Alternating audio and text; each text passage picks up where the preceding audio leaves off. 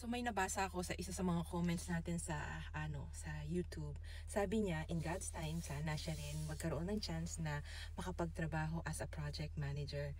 Dati siyang architect, tapos nandito siya sa Canada. I'm not sure what she's doing now, but ang masasabi ko lang sa iyo is keep trying. You know, yung good things are not easy to get, but they're worth it. Alam mo yon. Ang ko lang is, hindi madaling makuha ang mga pangarap, pero sulit naman.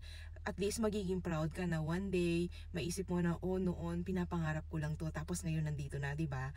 Hard work pays off. Yun lang ang masasabi ko. Huwag kang susuko, kaya mo yan.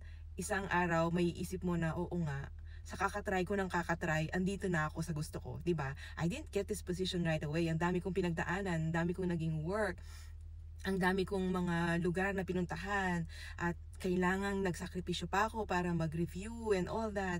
Pero syempre, nandyan din yung mga parents ko na they're looking after my kid habang nag-aaral ako. Hindi ako nag-aaral dito, nagre-review. I mean, tinanong din niya ako kung kumuha daw ba ako ng project management course dito. Hindi na.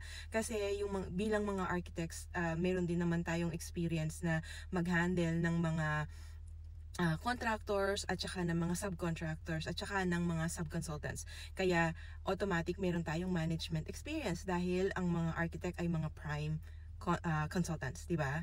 So hindi ko na ginawa 'yon.